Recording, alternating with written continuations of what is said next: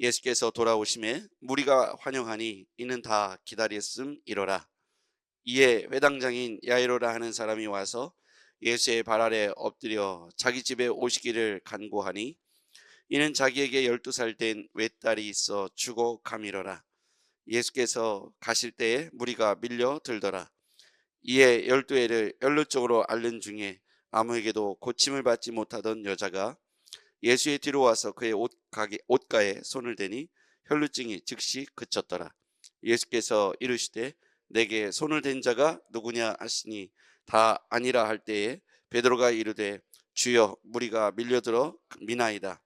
예수께서 이르시되 내게 손을 댄 자가 있도다. 이는 내게서 능력이 나간 줄 알미로다 하신대 여자가 스스로 숨기지 못할 줄 알고 떨며 나와 엎드려 그를 손을 댄 이유와 곧 나은 것을 모든 사람 앞에서 말하니 예수께서 이르시되 딸아 내 믿음이 너를 구원하였으니 평안히 가라 하시더라. 아직 말씀하실 때에 회당장의 집에서 사람이 와서 말하되 당신의 딸이 죽었나이다. 선생님을 더 괴롭게 하지 마소서 하거늘 예수께서 들으시고 이르시되 두려워하지 말고 믿기만 하라. 그리하면 딸이 구원을 얻으리라 하시고 그 집에 이르러 베드로와 요한과 야고보와 아이의 부모 외에 함께 들어가기를 허락하지 아니하시니라. 모든 사람이 아이를 위하여 울며 통곡하매 예수께서 이르시되 울지 말라 죽은 것이 아니라 잔다 하시니 그들이 그 죽은 것을 아는 고로 비웃더라. 예수께서 아이의 손을 잡고 불러 이르시되 아이야 일어나라 하시니 그 영이 돌아와 아이가 곧 일어나거늘 예수께서 먹는 것을 주라 명하시니 같이요 그 부모가 놀라는지라. 예수께서 경고하사 이 일을 아무에게도 말하지 말라 하시니라. 아멘. 오늘 본문은요 2명의 주인공이 등장하죠. 예수님까지 하면 3분이 되겠죠. 첫 번째 등장하는 분은 회당장인 야이로입니다. 당시 회당은 종교, 경제, 정치, 총 유대 사회 공동체의 가장 핵심 그룹에 해당하는 것이 바로 이 회당이죠. 회당장이라는 것은 율법 사회 유대 공동체에 있어서 가장 어른에 해당한다고 말할 수 있겠습니다. 그러던 분이 어떻게 이 야이로라고 하는 회당장이 예수의 발 앞에 엎드렸을까요? 그것은 아마 42절이 그것을 설명해 줄 텐데 이는 자기에게 12살 된 외딸이 있어 죽어가미러라. 12살 된 외동딸이 죽어가는 그 부모의 심정이라고 할 것 같으면 회당장이든 대통령이든 간절한 마음이 생기고 절박함이 그를 아마 이렇게 예수님 앞에 이끌었다고 생각합니다. 유대 공동체에서 가장 어른에 해당했던 이 야이로가 당시에 변방에 있었던 예수 그리스도 예수 앞에 엎드려서 자신의 삶의 문제를 간구하는 모습은 쉽게 이해되거나 용납되기 어려운 장면일 겁니다. 그럼에도 불구하고 회당장 야이로를 절박한 가운데 엎드리게 했다는 것이죠. 그런데 생각해 보면 이 선택은 아마 몇 가지의 선택 중에 하나였을 거예요. 그냥 자신이 할 수 있는 것들을 하면서 의원을 찾아다닐 수 있겠죠. 그런데 회당장은 자신이 많은 사람들 앞에서 자신이 이 예수의 발 앞에 엎드려서 공적인 자리에서 사람들 앞에 자신의 모습을 드러내는 걸 볼 수가 있어요. 반대로 그 뒤에 나오는 혈루증을 앓는 12년 동안 혈루증을 유출병을 앓았던 이 여인은 공동체 앞에 자신을 드러내지 않고 몰래 그 무리 가운데서 예수의 뒤로 와서 그 옷자락에 손을 대는 장면을 볼 수 있습니다. 2명이죠. 한 사람은 야이로 그리고 한 사람은 혈루병을 앓는 여인. 문제를 가지고 있는데 둘 다 똑같이 예수님 앞으로 나옵니다. 그런데 예수님 앞에 나오는데 그 행위가 조금은 다르죠. 야이로는 모든 사람들이 보는 자리에서 예수님 앞에 와서 무릎을 꿇습니다. 공적인 자신의 표현이죠. 그런데 이렇게 한다는 것이 결코 쉽지 않죠. 여러분 우리가 조금 더 우리 식으로 표현해 볼게요. 우리가 사회적으로 어떤 지위와 어떤 위치에 있다고 생각해 보자고요. 회당장 야이로와 같은 위치 정도는 아닐지 모르지만 우리가 차지하고 있는 어떤 위치에 있는데 우리 스스로가 내가 그리스도인이요, 내가 예수를 믿는 자요, 내가 하나님을 섬기는 자요, 이렇게 자신을 공적으로 드러내는 것은 많은 용기가 필요할 겁니다. 우리가 예수 믿는 사람이요 라고 말하면 할수록, 높은 지위에 있는 사람일수록 공적인 어떤 주목을 받기 때문에 이 일은 결코 쉽지 않다는 거예요. 왜냐하면 그 일 이후에 있을 사회적 편견이라든지 사람들의 손가락질이라든지 뒷말을 감당해야 하기 때문이죠. 그래서 저는 이것을 이 시대의 십자가라고 표현하고 싶습니다. 예수님은 하나님께 영광을 돌리기 위해서 이 땅에 보냄받은 목적, 이 십자가를 지고 구원의 사역을 감당하기 위해서, 대속을 위해서 십자가를 져야만 했습니다. 그게 사명이죠. 그래서 그 십자가를 지는 데 있어서 여러 가지 어려운 장애가 있겠죠. 고통도 따르고요. 그리고 사람들이 침을 뱉고 소리를 지르며 욕설을 먹는 것을 다 감당해야 했습니다. 많은 사람들 앞에 십자가를 지고 가는 일은 굉장히 수치스러운 일이죠. 사형의 형틀이었기 때문입니다. 이 시대 우리의 십자가는 그와 같은 눈에 보이는 십자가를 진다 하기보다는, 이 시대의 십자가는 내가 그리스도인이라고 사람들 앞에 내 자신을 드러내고 그에 합당한 내 자신의 십자가를 지고 사회적 편견이라든지 요구라든지 거룩함이라든지 손해봄이라든지 사람들 앞에 받는 이런 오해라든지 이런 것들을 내가 짊어지고 예수 그리스도께서 가신 그 길을 우리도 걸어가는 것이 마땅하다고 생각합니다. 내가 그리스도인이라는 것을 드러내지 않는다면 나는 편할지 모릅니다. 세상 사람들과 똑같이 행동을 해도 전혀 누가 되지 않기 때문이죠. 내가 십자가를 지고 그리스도를 따르는 데 있어서 그리스도인이라고 자신을 공개적으로 고백한 이 야이로의 태도를 보면서 우리도 또한 우리 직장에서, 가정에서 우리의 형제 자매들에게 우리가 그리스도인이라는 사실을 말해 주어야 합니다. 조금 더 나가 볼게요. 여러분, 우리가 이제 공휴일이 된다든지 명절이 된다든지 휴가 기간이 된다든지 이렇게 됐을 때 안 믿는 사람들과 형제 자매 관계에 있거나 친구 관계에 있으면 주의를 끼고 여행을 가는 일들이 많이 벌어집니다. 그럴 수 있잖아요. 아니면 또 우리가 이제 직장 생활하다 보면 내가 사람들과 어울려서 술을 먹거나 아니면 어떤 자리에 가서 아니면 어떤 부당한 이득을 취하는 자리에 공적인 사람들과 함께 팀을 이루어서 내가 함께 해야 될 수도 있습니다. 그럴 때 내가 그리스도인이기 때문에 나는 거기에 함께하지 않겠습니다 라고 말하는 것은 굉장한 용기가 필요합니다. 제가 처음에 교회에 출석했는데 제사가 문제가 되더라고요. 그런데 내가 그리스도인이라는 사실을 아버지에게, 형제 자매들에게, 친척들에게 말하면서 나는 그래서 이 제사에 합류하지 않겠습니다라고 말할 때 굉장히 불편하죠. 그래서 어떤 사람들 결정할 거예요. 그냥 내가 절은 하지 않겠다고 그 자리에 참여하는 사람도 있을 수 있고, 나는 술을 먹지 않겠다 하면서 그 자리에 있는 사람도 있을 수 있고, 나는 돈을 받지 않겠다 하면서 그 자리에 있는 사람이 있을 수도 있습니다. 지금 정치적으로 굉장히 첨예한 가운데 있으면 그 가운데 안수 집사님도 장로님들도 다 정치인들 가운데 있더라고요. 심지어 목회자들도 요즘 주목받고 있죠. 여러분, 우리가 여러분이 속한 직장이든 가정이든 여러분이 속한 어떤 곳에서든 불편해지는 거예요. 내가 그리스도인이요 말하는 순간 친구들이 뭐라고 말할까? 직장 동료가, 사장님이 뭐라고 말할까? 남자들은 군대 가면 술 문화가 있고 신입생들은 오리엔테이션 하면 또 술 문화가 있어요. 이런 자리에서 내가 그리스도인이요 밝히는 것이 불편할 수도 있습니다.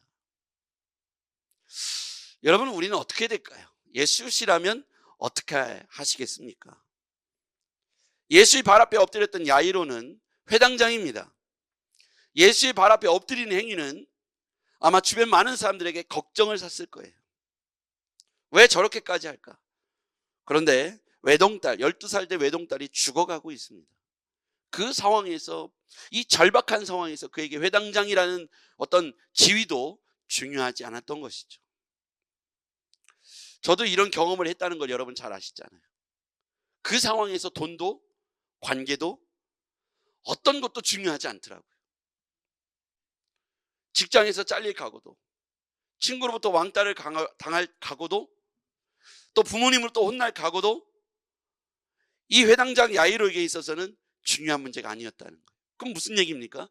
절박함이, 절실함이 야이로에게는 그렇게 무릎 꿇게 했다는 거예요. 우리는 어쩌면 직장이든 가정이든 형제 자매든 친구들 사이에서 불편한 것이 나에게 좀 껄끄러운 거예요. 그러니까 나만 입 다물고 가만히 있으면 모두에게 문제가 없으니까 거기에 그냥 따라주는 거예요. 여러분, 그렇게 함으로써 그들은 구원받을 수 있는 기회를, 예수를 볼 수 있는 기회를 놓쳐버리는 거예요. 저희 가문에서 제가 먼저 그렇게 열심히 있는 그리스도인이 됐잖아요. 우리 집은 저로 인해서 분란이 일어났죠. 제사 문제 때문에. 어떻게 됐을까요? 제가 그럼 조용히 가만히 그 자리에 참여했더라면 어떻게 됐을까요? 저에게 일어난 분란이 어떻게 됐을까요? 자연스럽게 해결되더라고요.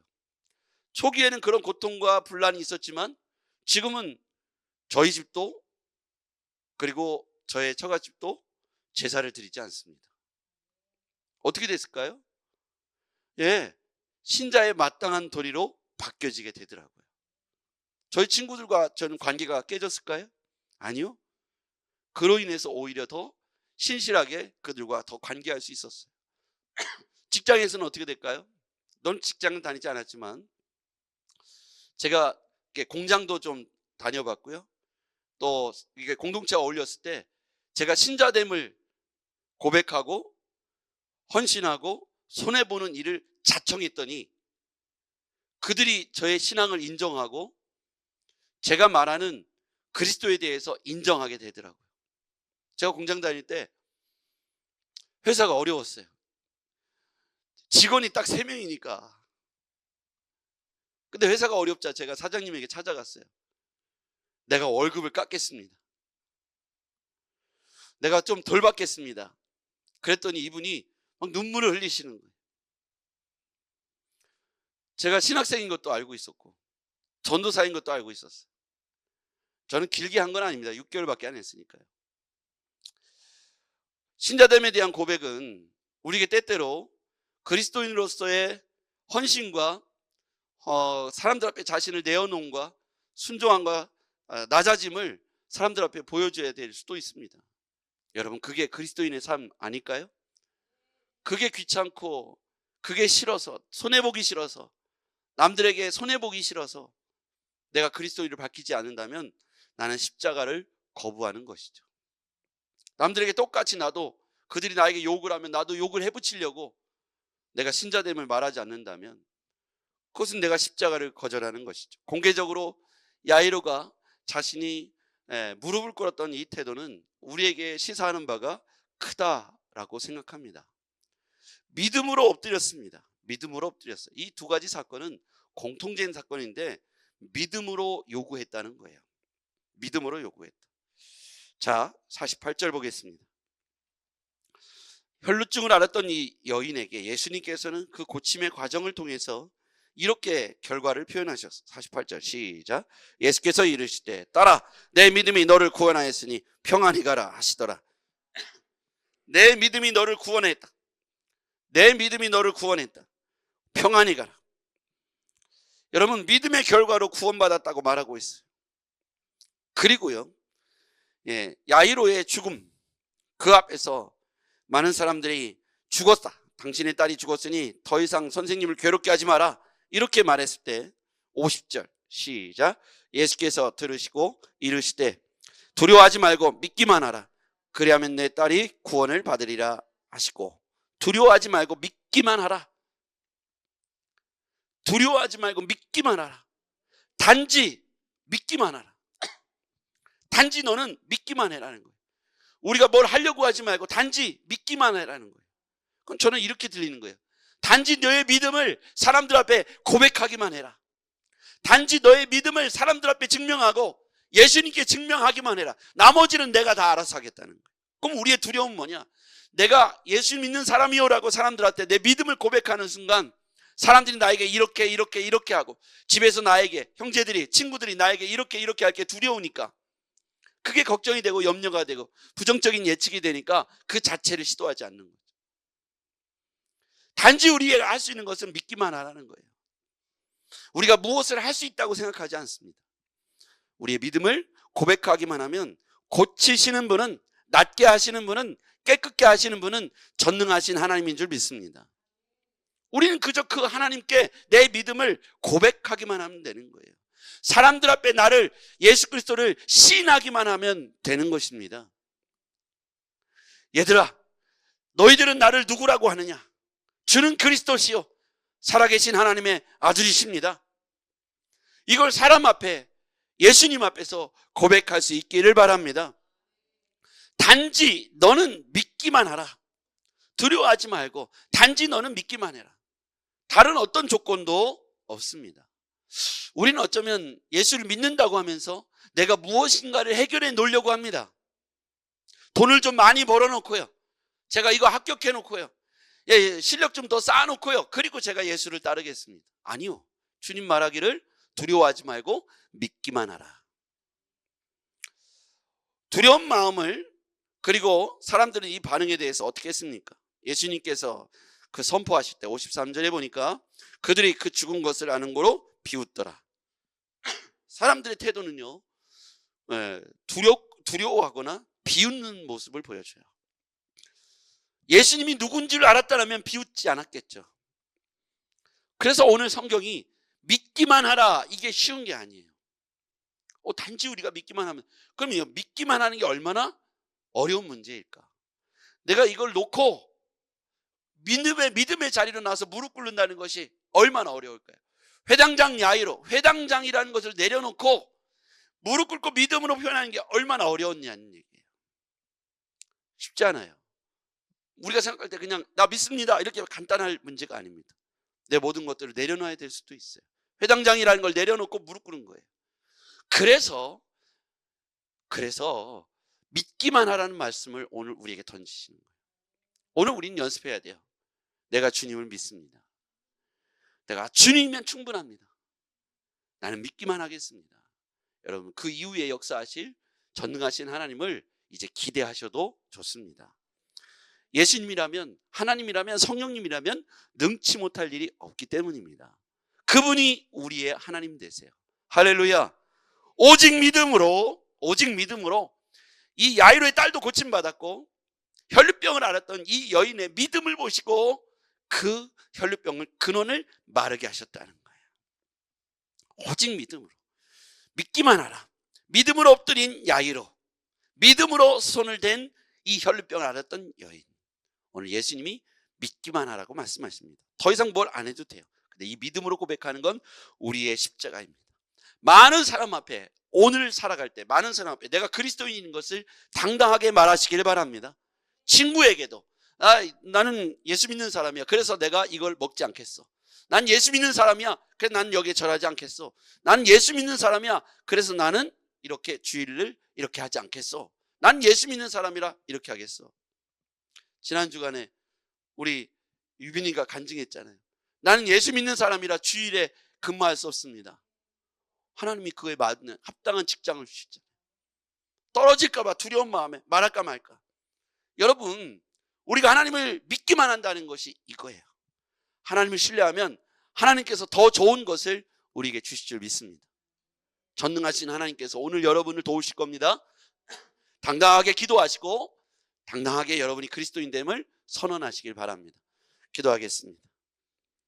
전능하신 아버지 하나님, 오늘 우리가 그리스도인됨을 부끄럽게 여기지 않게 하시고, 회당장 야이로가 회당장이었으나 무릎 꿇기를 주저하지 않은 것처럼 그의 간절함이 그를 무릎 꿇은 것처럼, 오 주님, 우리가 예수 그리스도를 간절함으로 찾게 하여 주시옵소서. 그리고 많은 사람 앞에 그리스도인임을 말하기를 부끄러워하지 않게 하시고 믿음의 승리를 보게 하옵소서. 예수님의 이름으로 기도했습니다. 아멘.